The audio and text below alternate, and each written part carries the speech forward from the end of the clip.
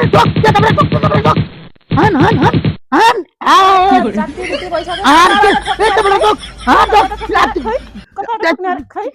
कहाँ हो ठोक्ने कहाँ हो ठोक्ने खै ठोक्ने अरे मलाई त जाति बिति भइसक्यो आज चाडबाडका दिन छोरी बहिनी आउँछन् टिको लाएर पैसा दिनुपर्छ न 1 रुपैयाँ हातमा छ न खाने चाउल गेडो छ न तरकारी छ न केही छ मासु खाम भने मासु छैन घर चेलीबेटीलाई ठोक बने फ्री फायर खेलेको हो के फ्री फायर खेलेर पुग्छ लाउन खाना पुरै पुग्छ के भने त फ्री फायर छोड्नु के भने मलाई छोड्नु फ्री फायर खेल्न छोड्न सक्दिन तँलाई छोड्दिन्छु भनेर त म कहाँ भने जुरा बुढी मेरो बुढीलाई छोड्छु होला त मैले अबदेखि फ्री फायर खेल्ने कि नखेल्ने नखेल्ने बुढी नखेल्ने खेल्यो भने के गर्ने त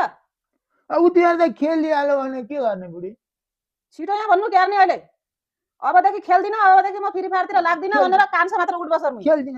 अब म कान्छ मात्नु छिटो सधैँ म बुढीतिरै लाग्छु फ्री फायरतिर लाग्दिन